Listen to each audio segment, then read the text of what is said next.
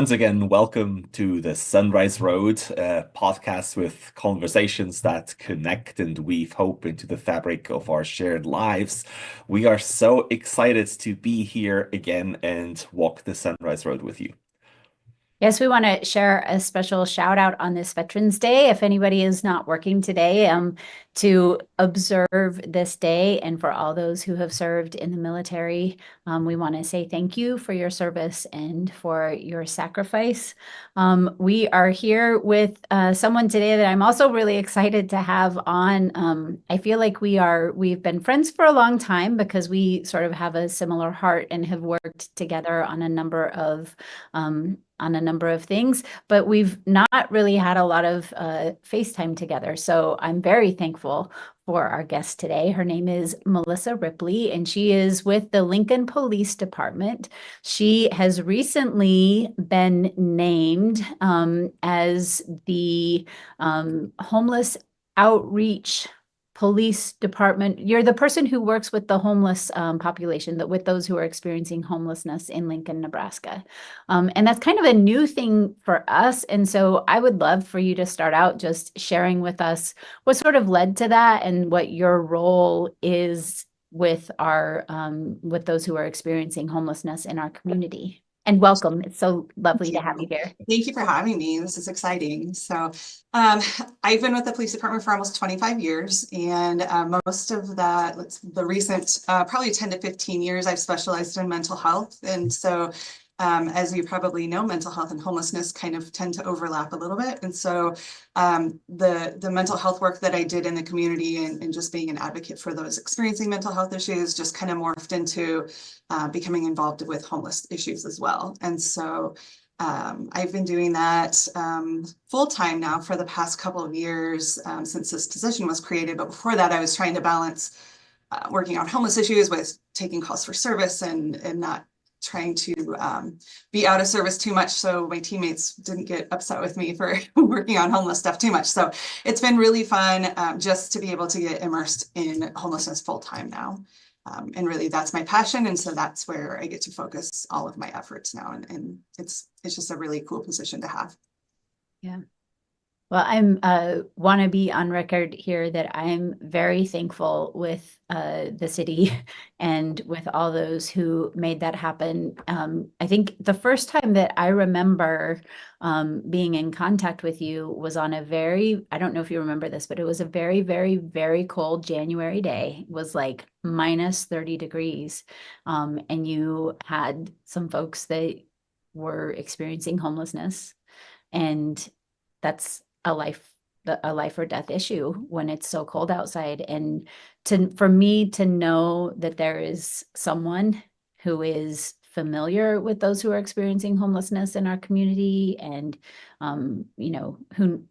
how to help them to be safe is just really, really important. So I want to thank you for that work and making that call.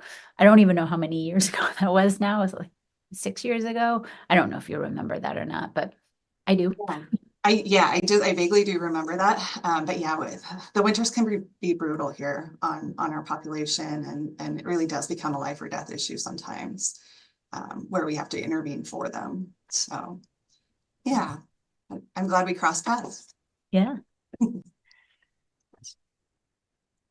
So can you share a little bit about what your work looks like in that area? What do you do? What kind of calls do you get, and how do you try to provide help? Sure. So, a lot of times when people are out and about in the community, they see somebody who, appears to be sleeping on the side of the road, or they're sleeping on the sidewalk downtown, or wherever that may be. And they don't really know who to call, but they want to do something to be helpful. And so, the police are kind of the people that will go on everything. We don't say no to anything. And so a lot of times we end up getting those calls to go check on somebody just to make sure that they're okay. And so prior to this position, that used to be what I would do. And I would try to have resources on hand, just to be able to offer people whatever the basic needs were, if that were a coat or a bottle of water, some food, gift cards for food, that sort of thing. But again, I was just doing that part-time while I was trying to fit in that kind of thing around taking calls for service and doing investigations and whatever I was dealing with on the street. And so now, since I have been in this position, we've created a new program where we're no longer sending our uniformed police officers on those calls, because there really wasn't a whole lot you could do. I carried basic needs stuff, but most officers don't. And so now we are sending our Centerpoint Street Outreach team, which we partnered with, to make that first contact with people. It's just a much kinder response. If you can imagine you're living on the street and you're just trying to figure out where your next meal is going to come from, or literally what dumpster you're going to find that in. And then being contacted by the police when you're really not doing anything wrong, you're just trying to survive, can be traumatic for people. They oftentimes don't have good experiences with us. And so it really just isn't a friendly contact always, even though as police officers, we don't mean for it to go that way. It just sometimes is received that way. And so it just made more sense to myself and Centerpoint, who I worked with for years, to really change that and what that looks like in Lincoln, and to really send the right people the first time around now. And so I oversee that program now. And so I'm just responsible for making sure that that's running smoothly, making sure that they're responding to the calls the way it was designed to, and just really overseeing that, as well as, we have our certain regular people that we try to monitor on a regular basis, just to make sure we know where they're at and they have what they need. They're being safe, especially when the temperatures start to really drop. And so that's kind of my day-to-day routine, is really just trying to get people hooked up with resources. So I think, I know you speak at a lot of things and you really want to get this information out there. So the number one question that we typically have when we're talking about what we would call a mercy ministry, this is a ministry where we know that we need to solve the issue of homelessness, and that's affordable housing and mental health, and a lot of things go into that. But then there is also this mercy mission of caring for those, and how do we care for those who are experiencing homelessness? And we don't know. And so it kind of puts us in a moral bind, because, sometimes we've heard, don't give money, give food. And sometimes we've, we don't really know what to do. And especially living out our faith, what do we do? What do we tell the kids in the car when we're driving by somebody that is carrying a sign? So if you can share anything about what you found, how we can treat people with dignity would be great. Absolutely. So I always say, and I get asked this a lot, is how do I talk to people that are homeless? And it's kind of a unique question, because it always just strikes me as something odd, because I talk to the people that are homeless the same way I talk to my next door neighbor. I consider them my neighbors. And so just because they don't live in a house like I do doesn't mean they're any different, or they should be treated any different, or that we should talk to them any differently. So, literally asking someone, how's your day going, can be huge for someone. If you ever want to see or experience the stigma of mental health and homelessness, sit downtown next to someone who's homeless for a while, and you'll see people who walk by and give them dirty looks and won't make eye contact, or just oftentimes make snide comments. And so I really try to break that stigma down, and really try to just, again, treat people with respect. I will shake somebody's hand. A lot of people that are homeless, society has just deemed them as less than everybody else, and considers them to be kind of dirty and throwaways and that sort of thing. And so I really try hard to go against that sort of mindset, and really just treat them the same way I do anybody else. So, when I'm out to eat and I have a waiter, asking, how's your night going? It's the same thing I would do when I'm talking to somebody on the street. So I think it makes people uncomfortable to see people living in homelessness. And that's understandable. It's not a concept that everyone is comfortable with, but we really have to meet people where they're at and figure out what works for them. And it's not my place in life to tell somebody else how to live. So, for example, My neighbor who lives at 70th and Pioneers, I'm sure a lot of people in our community have seen him. He suffers from severe mental health issues and likes to be outside in the open, and living in four walls is really difficult for him, and it really exacerbates his mental health. And so he's very comfortable where he's at, and he is doing what he needs to do to be well, and that means living outside for him. And so it's really not up to me to come along and tell him that that's the wrong way to live, if that's what makes him well. And so really accepting people where they're at, figuring out what they want in life and where they want their life to go, and then really trying to hook them up with the best resources that we can in Lincoln to make that happen for them is kind of my approach to that. I think recently when we were sort of collaborating and working together, one of the things that you had told me really stuck to me. And because I think I may have said something like, and this was all through text messages, like, what do I do? Where do I begin? So here's what I want the world to know. I'm a pastor. I've worked in a lot of different unusual settings and places, and I did not know where to start. Because I think in that moment, you kind of do feel this like, well, what do I do? How do I solve this problem? And your advice to me was so great. And I've shared it freely since. You said, ask her name. I was like, oh, yeah, I could do that. It really is human interaction. Yeah, it's a human interaction like every other human interaction that you have, whether that's going to the grocery store, whether that's meeting a new neighbor, whether it's, talking to your neighbor over the fence in the backyard, whatever that is, it's really just another human interaction. And why would you treat this person any differently than you do anyone else?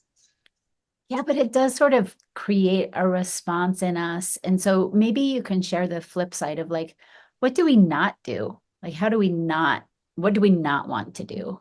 Well, I always tell people, once you give someone money, you have no control over where that goes. So you may have good intentions, and you may think that the person you're giving money to has good intentions, but you truly don't have any idea where it's going to. So I really caution people on not giving money just because it isn't necessarily the best option for people. I provide basic needs items, so hand warmers, socks, dry clothing, anything that's a basic needs item, a gift card to go get food, a cup of coffee, anything like that. Those are the things that I recommend people, if you want to give something, either give those sorts of items where someone can use it immediately, or donate to the agencies that are serving that population, because we know what people need in our community. We know who's been given what already. We know if someone's been given 5 sleeping bags and they keep trading them for something that we don't necessarily want them to trade it for. So, or tents, or we know that they've lost, the last 9 tents. And so we need to kind of figure out a different solution for them. So we really are, experts on who's getting what, who needs what, who wants what in the community, and then getting them plugged into those resources. So if you really want to donate items or money or that sort of thing, that's a good way to ensure that it's ending up in the right hands and it's ending up being managed the way you want it to be, and going to the people that you want it to go to in the right kind of ways. It's interesting when you say, when you talk, I get the impression you know your neighbors, and you mentioned before they're regulars that you are in touch with. I'm wondering, and Melody and I were talking quite a bit about that. Lately, we have had more interaction where we are with people who are have been looking for help where we are, and I'm curious, would you say this is an increasing need in our community, or was that just a fluke this fall? No, I think there's been an increasing need. So in Lincoln during COVID, there was a lot of, and pretty much every city got a lot of federal funding to prevent homelessness and to decrease homelessness. And so a lot of that money has now been spent. And so we're starting to see the numbers increase again. And that's a nationwide trend, not just here in Lincoln. And so we did see our chronically homeless population almost double. And those are our people who have been homeless the longest, for the longest periods of time and the longest stretches. So truly our most vulnerable population in Lincoln would be our chronically homeless. And that's also an aging population. And so we're seeing those needs increase as well. So, it is increasing. What I was told by another church in Lincoln is that the reason that churches are seeing an increase in it is because people are putting that on social media. So if someone gets on social media and says, hey, I need help, I don't know where to go, a lot of people are encouraging them to contact churches. And so, now that someone pointed that out to me, I am seeing that on like the Nextdoor app and the Facebook pages and stuff like that. So I think that's why you guys are seeing an increase in it. But yes, the numbers are increasing as a rule. Every year we do what's called the point in time count. And we, as the Lincoln Homeless Coalition, get together and we go around and try to get the most accurate count of those experiencing homelessness in our community. And so we're getting ready to do that again this January, but last January we did that and our numbers had increased fairly significantly. We're not San Francisco, we're not LA, we're nowhere near anything like that. It's very manageable, but it is increasing. And Lincoln is very resource rich, and we're lucky for that, to have a lot of resources here in Lincoln. But the word gets out, and people do come here because they know there are a lot of agencies that will help. Mm-hmm. Yeah, I think we have experienced it, we have noticed it, and in our conversations with other clergy, and I had mentioned this before we went live, but we have opportunity to be with clergy who are similar theologically to us, and those who are not maybe as similar theologically. But this homeless coalition is really, really something that we all appreciate, because we don't always know. So here's my true confession that I've probably shared before. Several years ago, here at the church, we had someone who was experiencing homelessness, also had a mental health issue in our parking lot. And I did not know, and I did not do what I should have done. I called 911, and the officers in uniform came. And that was very frightening for this person, because when I see an officer in a uniform, I think help is coming. So I thought that I was doing the right thing. Sure. This person has not experienced typically police officers in that way. And so it was very frightening for this person. So fast forward this last fall, when you and I were working together, the outreach team, and I just want to spend a minute talking about how that works, because it was a night and day experience from the one that I had previously. Because the outreach team is just so amazing. So can you talk a little bit about what the strategy is there and what the mindset behind the outreach team is? Sure. The outreach team, their goal is to get people hooked up with immediate resources first, whether that be, just whatever basic needs are, whether that be food, water, shelter, clothing items, just for that person right off the bat. And then to build a rapport and to hopefully get that person hooked up with long-term resources and then long-term housing. That's obviously the goal for everybody. Not everybody wants that, but we continue to try to work towards that with people. Even if they don't want it today, they might want it next week, or they might decide when it's 20 below that sounds like a good idea now. And so we just keep trying, and we keep really trying to build those relationships with people. But it really does change the dynamic right off the bat when you have an outreach team who, they're not law enforcement. They have no authority to make you do anything. It's really all voluntary, and they're coming at it from a very different angle than law enforcement is. And even though our goal wasn't to criminalize homelessness, that's just what we did by just showing up. And a police officer's job is to run people for warrants and to see if there's a violation, and is there something I can give you a ticket for? And that's just a lot of the mindset of the police department. That's just what we do. And so having a completely different response, again, changes that dynamic right off the bat. And it makes for a much friendlier interaction with people. We're not, as law enforcement, we're not forcing that contact with people who aren't doing something wrong anymore. And so it takes us out of that equation altogether. We can save time as law enforcement officers and spend time focusing on police-related issues versus, going on these calls where we really didn't have a lot to offer somebody anyway. And we really just kind of, end up bothering them because there's not much we can do for them. But the outreach team, they do drive around with a van full of clothing and food and water and that sort of thing. And so they're able to offer those things right off the bat and then hopefully build that relationship to get people into resources, whatever that looks like for that person. And just a little bit, what makes it unique in Lincoln is that most other agencies are doing like a co-responder model, well, where they'll have someone in plain clothes like myself go out with the outreach team. And we wanted it to be completely like a soul diversion model where we're completely taking law enforcement out of it. I'm not even going out with them. I'm just facilitating the calls and they're actually responding to them now on their own. And some people were like, that doesn't seem safe. And, so we kind of had to get over that hurdle a little bit. But the outreach team is out there every day, all day, looking for people and contacting people. And they're going under the bridges and they're going out in the encampments and they're going where we know people are staying. So it's really no different than an everyday outreach day for them anyway. Now we're just kind of telling them where we can find people because people are still calling in wanting somebody to check on those people.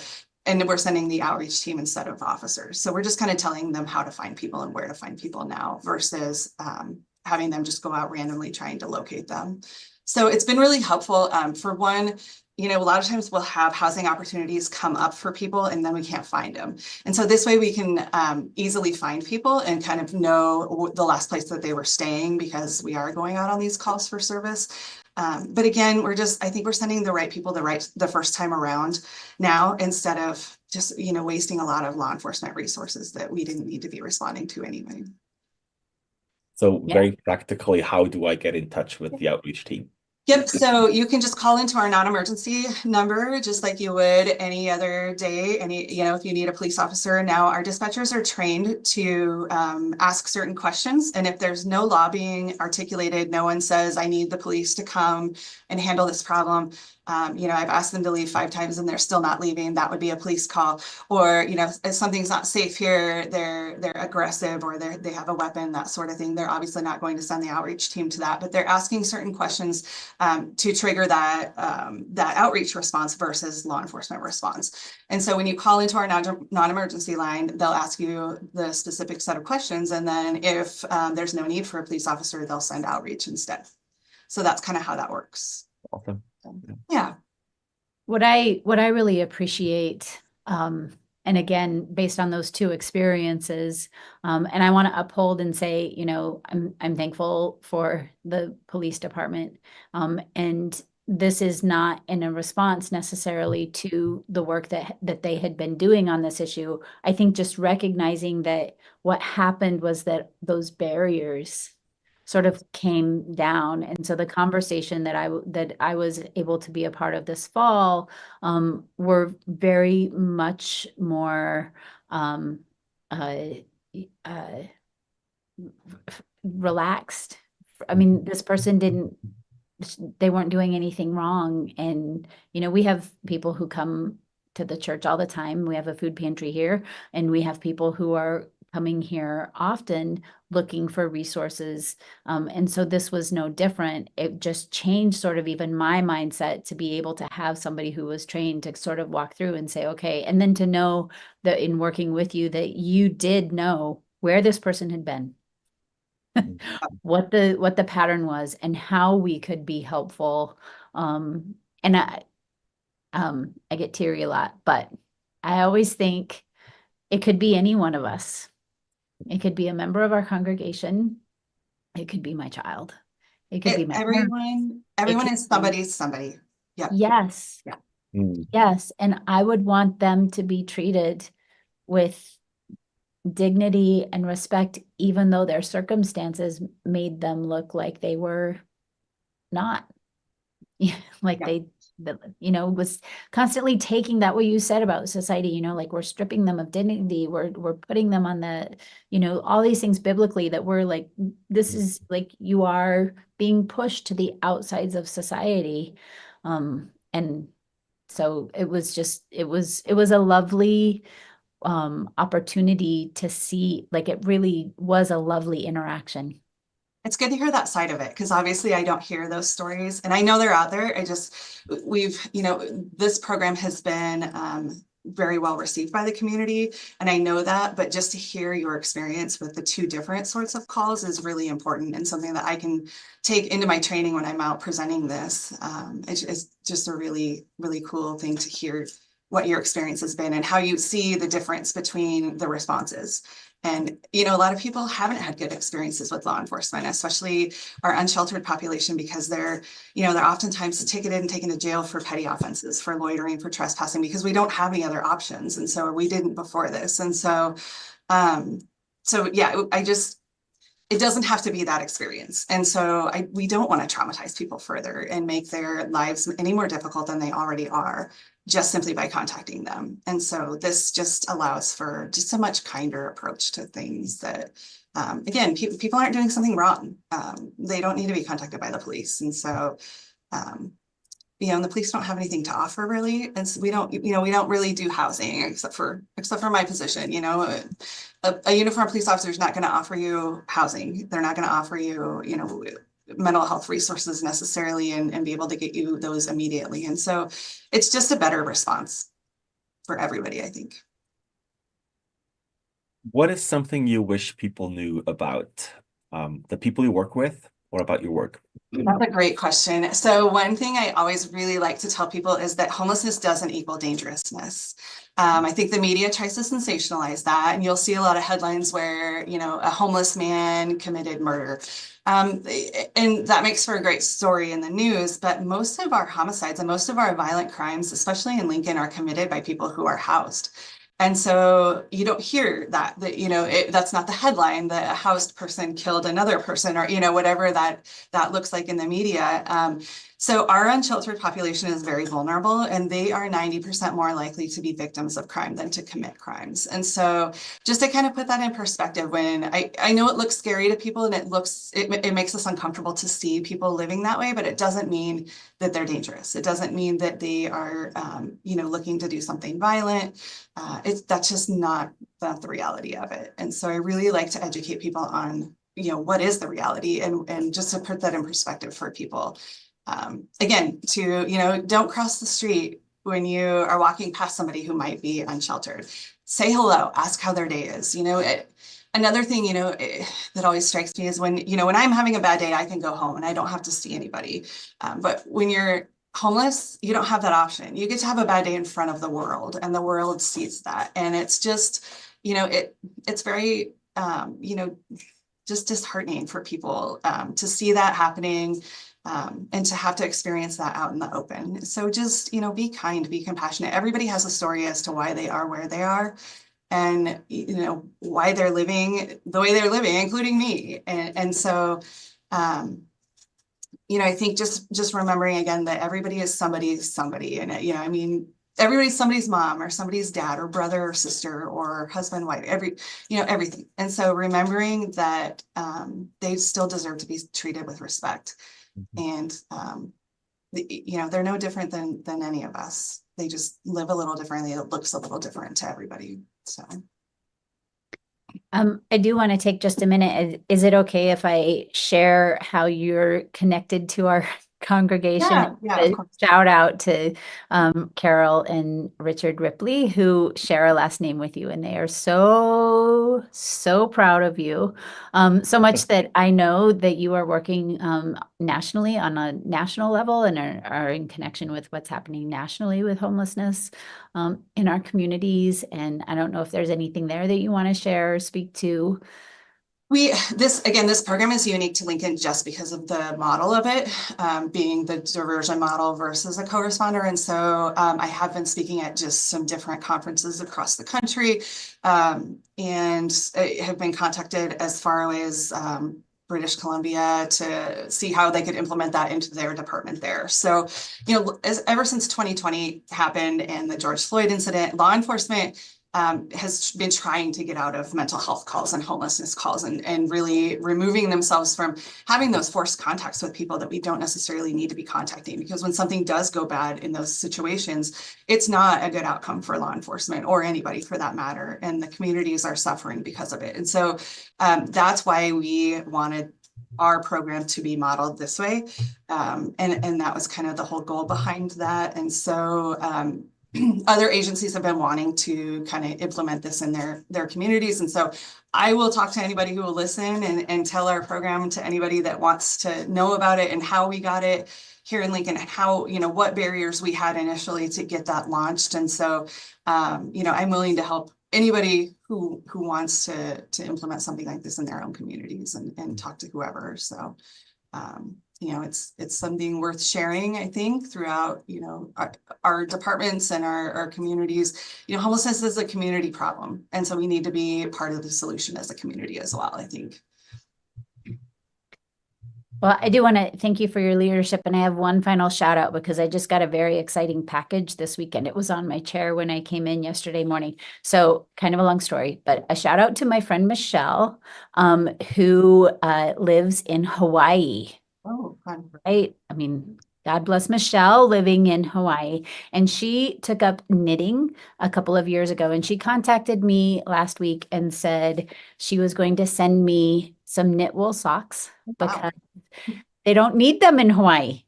I suppose they don't. Yeah, that's true. But so I have a couple of packages of woolen socks, and they say these are special socks. They are bespoke, handmade socks with love knitted into every stitch. And then they have sizes on the back. And so these are for me to give to you this Wednesday when I see you here again at Eastridge to talk to the Faith Coalition, so that you can take them back and give them to the outreach team. So this is a little bit of love from Hawaii. Very cool. Very cool. That's so cool. She is making socks in Hawaii when she doesn't even need them. So yeah, that's awesome. I know. She's the best. So thank you again so much for spending the time with us. We really appreciate you spending time.